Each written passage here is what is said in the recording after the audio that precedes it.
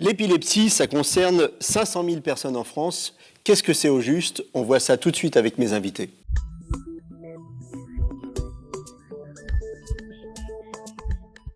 Avec moi sur le plateau, le professeur Vincent Navarro. Vous êtes neurologue, vous êtes responsable de l'unité d'épilepsie au pôle maladie du système nerveux de la Salpêtrière et vous êtes co-directeur d'une unité de recherche à l'ICEM. L'ICEM, c'est l'Institut du cerveau et de la moelle. Voilà. Alain Dehaene, vous êtes papa d'une petite fille qui a 11 ans et qui est épileptique. Je vous remercie d'avoir accepté de venir témoigner sur le plateau. On va commencer avec vous. Vous allez nous parler de la vie au quotidien d'une épileptique, d'une petite épileptique, d'un papa de petite épileptique. Comment elle s'appelle, votre petite fille? Alors, elle s'appelle Nila, elle a 11 ans et elle était diagnostiquée épileptique depuis l'âge de ses 3 ans. De ses 3 ans, tout à fait. Voilà, c'est ça. Alors, aujourd'hui, elle a 11 ans, elle fait 2 crises par jour à peu près. En moyenne, 2 crises par jour, oui. Ouais. Tout à fait, oui. Oui. C'est dur à supporter pour elle? Pour elle, c'est très, très dur parce que c'est très fatigant. Le temps de reprise après une crise d'épilepsie, c'est environ 3/4 d'heure, 1 heure avant qu'elle puisse se remettre à jouer ou à travailler au niveau de son temps scolaire. Bien sûr. Et se concentrer aussi, la concentration, c'est très compliqué pour un enfant. Alors, ceux qui ne connaissent pas l'épilepsie diraient qu'est-ce que vous faites? Pourquoi vous ne la soignez pas? Le problème, c'est qu'elle est pharmacorésistante. Pharmacorésistante, ça veut dire qu'elle est résistante aux médicaments, c'est ça? C'est exactement ça. Elle est résistante à tout type de traitement, donc on essaie de trouver le traitement le plus adapté pour gérer au mieux ces crises d'épilepsie. Vous en êtes déjà au 8e traitement, c'est ça? 8e traitement, et on va bientôt passer au 9e parce que le 8e en cours n'est pas encore... Sans succès. Sans succès. Donc à chaque fois, on a espoir que ça marche, et puis ça ne marche pas. Je suppose que c'est pas facile. C'est exactement ça. On a toujours espoir que le nouveau traitement soit le bon, mais on nous a toujours prévenu que lorsque c'est l'épilepsie pour un enfant, tout au long de sa croissance, son traitement sera adapté en fonction de ses besoins énergétiques et de son corps. D'accord. Voilà. Aujourd'hui, on peut le dire, elle n'est pas très heureuse, elle ne veut plus aller à l'école. Exactement, parce qu'au niveau de la scolarisation, elle a pris un retard énorme. Elle a déjà 2 ans de retard au niveau des enfants de son âge. Et lorsque ça se passe des crises d'épilepsie en cours de récréation ou lors d'une séance pédagogique, eh bien, elle se ressent tout de suite isolée.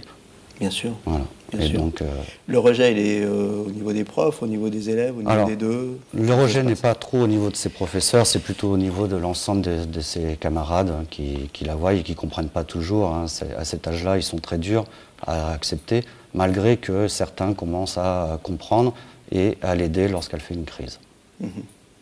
Alors, en plus du poids de la maladie, s'ajoute pour vous, les parents, tout un tas de trucs qui vous tombent dessus, comme les paperasses. Par exemple, chaque année, vous êtes obligé de refaire votre dossier. Voilà. C'est ça? Comment Tout à fait. Alors, tous les ans, nous sommes obligés de refaire une demande auprès de la Maison des droits des personnes handicapées pour qu'elles puissent avoir une prise en charge tant au niveau scolaire qu'au niveau accompagnement. Voilà. Donc c'est pas facile à vivre tout ça. C'est pas facile, c'est la lenteur et la lourdeur de l'administration française. Au niveau de la famille, comment ça se passe? Alors au niveau de la famille, avec son frère aîné, sa sœur aînée, elle est très bien encadrée. Ils l'ont vu grandir avec son épilepsie. Lorsqu'une crise arrive et ils savent l'isoler, la mettre en sécurité et la surveiller. Professionnellement, pour vous, ça vous prend du temps? Alors professionnellement, il faut que je sois souvent disponible, parce que lorsqu'il y a une crise à l'école, on m'appelle pour que je vienne récupérer mon enfant, parce que forcément le temps de récupération, sur le temps scolaire, ils n'ont pas le temps de s'en occuper, donc je suis obligé de venir, quitter mon travail et récupérer mon enfant. Ouais. Alors professeur Vincent Navarro, en 2 mots, on rappelle quand même, là on a eu du vécu, puis on voit que c'est pas facile, on rappelle en 2 mots ce que c'est l'épilepsie. L'épilepsie, donc, c'est une pathologie du cerveau qui correspond à une sorte d'orage électrique au niveau des cellules du cerveau qu'on appelle les neurones. Donc les neurones dialoguent entre eux, c'est ce qui fait la base de notre communication, de notre motricité. Et pour différentes raisons, en fait, par moment, il y a une sorte d'étincelle qui va embraser le cerveau et aboutir à des comportements moteurs, sensitifs, quels qu'ils soient, aberrants. et qui vont donc entraîner des chutes, qui vont entraîner... Si je voulais comparer avec un ordinateur, on va dire un genre de petit court-circuit, ça fait un bug, et on est obligé de faire reset, et au bout d'une demi-heure, hop, on se sent bien à nouveau, c'est ça? Voilà. Pour être trivial. Pour être trivial, c'est ça, et effectivement avec des conséquences qui peuvent être quand même assez dramatiques, puisque au cours d'une crise grave, on peut effectivement avoir des convulsions, on peut se blesser, donc c'est pas que finalement l'interruption de la vie quotidienne. On est bien d'accord, parce que l'épilepsie souffre souvent d'un mauvais regard, ça n'a rien à voir avec de la folie ou... ça n'a rien à voir avec tout ça, on est bien d'accord. Donc, ce qu'il y a de dramatique, il y a effectivement une image très négative qui persiste sur cette pathologie. Effectivement, il y a beaucoup d'incompréhension. Là, vous parliez des enfants dans l'école qui ne comprennent pas. Effectivement, c'est choquant de voir quelqu'un qui n'a pas le contrôle de son corps par moment. Donc les enfants ont peur, et ceci est vrai même dans la population générale, où vraiment l'épilepsie est une maladie qui est encore honteuse. On cache son épilepsie. On cache son épilepsie parce qu'on n'a pas envie de se faire licencier, parce qu'on n'a pas envie de perdre ses amis. Donc, effectivement, il faut oser parler de l'épilepsie, il faut que ce ne soit pas un sujet tabou. Ouais. Alors, le point sur les traitements aujourd'hui, les médicaments. Vous en êtes à votre 8e, bientôt 9e traitement. Vous m'avez dit, il y a, depuis 20 ans, il y a 30 nouvelles molécules qui sont sorties, puis il va en sortir encore. Alors, mais on n'a pas encore le Graal du pharmacorésistant. Voilà. Donc il faut quand même voir qu'en France, donc, il y a quand même près de 600 000 patients épileptiques, et que dans à peu près 70% des cas, heureusement, les médicaments aident, marchent. Donc il y a des patients qui, grâce à un seul médicament, ne vont plus faire de crise. 70%. Donc il reste 30% les de pharmacorésistants. 30% sont pharmacorésistants. Et donc ça, effectivement, on est toujours en quête d'un nouveau médicament, soit parce qu'il agirait sur un autre mécanisme, donc on va essayer de bloquer l'incendie par différentes stratégies, et donc on a heureusement des compagnies pharmaceutiques qui développent des nouveaux médicaments, qui les mettent sur le marché, et on fait des essais thérapeutiques avec les patients, et on se rend compte que parfois on arrive à stopper les crises, mais malheureusement c'est dans à peu près 10% des cas. Donc toute nouvelle molécule, tout nouveau médicament antiépileptique qui est mis sur le marché permet de contrôler 8 à 10% des pharmacorésistants, ce qui est vraiment insuffisant. L'autre problème, c'est que tous ces nouveaux médicaments qui heureusement arrivent, on ne sait pas quelle est leur tolérance. Et donc parfois, il y a un médicament qui va plutôt bien marcher, mais au prix d'effets secondaires dramatiques. Chacun de ces médicaments peut entraîner de la fatigue, des troubles de concentration, des troubles d'élocution, et c'est d'autant plus vrai que c'est sur un enfant qui est en cours de développement.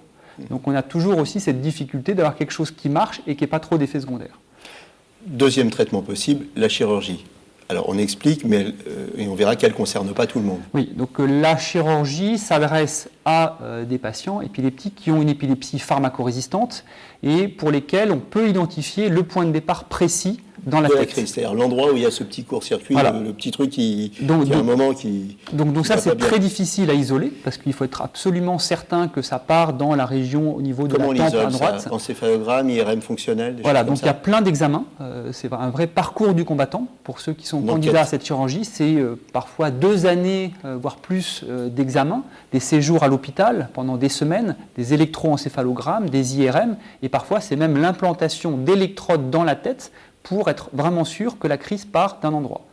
Alors là, c'est possible de détruire la zone si cette zone n'est pas une zone indispensable, si c'est une zone qui va nuire, je ne sais pas, à la motricité ou au langage, ça, bien sûr. Donc ça, c'est la deuxième complexité, c'est que parfois on aboutit, on peut identifier avec précision le point de départ, mais on se rend compte que si on retire cette zone, on va rendre le patient hémiplégique ou aphasique. Et il ne faut pas que cette zone soit trop grosse. Vous m'avez dit 1 cm3. Donc c'est 1 cm, 2 cm3, ce qui est quand même déjà important. Mais effectivement, voilà, il arrive qu'au terme de ces examens compliqués, on ne puisse pas opérer. Et alors parfois, donc on a vu les médicaments, on a vu la chirurgie, et parfois on ne sait pas trop encore le pourquoi et on ne connaît pas trop le mécanisme, mais le régime cétogène, ça marche. Voilà, donc ça c'est très empirique. On s'est rendu compte qu'en demandant aux patients de ne prendre que des lipides, donc qui va entraîner ce qu'on appelle une cétose, eh bien on a une amélioration des crises. Ce qui est compliqué, c'est que c'est très difficile à suivre ce régime. Je ne sais pas si votre fille a essayé. Alors pas encore, on nous l'a proposé en fonction du 9e traitement, si ça ne fonctionne pas. De passer mais c'est très contraignant. Mais c'est très contraignant, c'est-à-dire qu'elle ne sera pas capable de manger à la cantine. Et donc malheureusement, ça ne peut pas être prescrit à tous les patients. Et une piste prometteuse aussi, c'est la piste du laser, avec des lasers très très fins, très très précis. Donc on peut effectivement, plutôt que de proposer un geste chirurgical, des équipes sont en train de développer des stratégies effectivement de destruction de la zone épileptogène par laser. Mais c'est encore le balbutiement en fait, de ces approches et ça ne pourra pas répondre non plus à la multiplicité des causes et des situations où on a une pharmacorésistance. Alan, vous êtes aussi, vous vous êtes investi dans l'épilepsie, vous êtes aussi bénévole à la fédération, c'est la Fédération française de recherche, non c'est la Fondation, voilà, j'ai une bêtise. Fondation française pour la recherche sur l'épilepsie. Alors, il y a des temps forts qui arrivent. Alors là, oui, le mois de février va être très chargé pour la Fondation. Le 11 février, journée internationale de l'épilepsie, la Fondation va lancer une campagne choc pour essayer d'alerter et de mobiliser les gens et les médias sur l'épilepsie pour qu'on puisse changer le regard. Alors, la couleur de l'épilepsie, c'est le violet. C'est pour ça qu'au début, j'avais ces lunettes et le ruban violet, pour ceux qui n'ont pas compris. Voilà. Autre temps fort. Le 12 février, il y a le repas caritatif de la Fondation qui a lieu sur Paris. On peut s'y inscrire sur le site de la Fondation directement. On rappelle le site. Alors c'est la fondation-épilepsie.fr. Il apparaît à l'écran, si vous avez fait une bêtise, n'inquiétez pas. Il y aura le bon site. Très bien. Après le 14 février, alors excusez-moi, je vais revenir vite fait sur le 12 février. Au cours du repas, il y aura une vente aux enchères et les profits de cette vente aux enchères iront pour la recherche sur l'épilepsie. La recherche, on en dit un mot. Donc elle est absolument indispensable parce qu'on se rend compte qu'il y a cette pharmacorésistance, qu'il y a une sorte d'impasse thérapeutique et on voit bien qu'il faut comprendre ce qui se passe dans le cerveau des patients épileptiques. Il y a encore énormément de mystères. On parlait tout à l'heure de ces étincelles. Qu'est-ce qui fait que les neurones vont fonctionner correctement la plupart du temps et qu'est-ce qui fait que plusieurs fois dans la journée, comme pour votre fille, ou parfois ça peut être 1 ou 2 fois dans l'année, ça va se dérégler. Donc il faut trouver précisément ce qui se passe au niveau cellulaire, au niveau moléculaire, pour pouvoir par la suite développer peut-être des nouveaux médicaments. Voilà, donc ça passe très très vite. 14 février, le colloque, justement, où on fera le point sur la recherche et sur les pistes qu'on espère prometteuses. Voilà, ça passe très très vite. Merci professeur d'être venu. Bravo à la Fédération pour ces actions.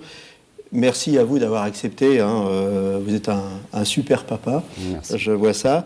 On finit l'émission en faisant des gros bisous à Nila. Je pense qu'elle va la regarder, l'émission. Allez, on se met les lunettes et puis on lui fait des gros bisous. Voilà, à bientôt pour un nouveau numéro. Et d'ici là, portez-vous bien.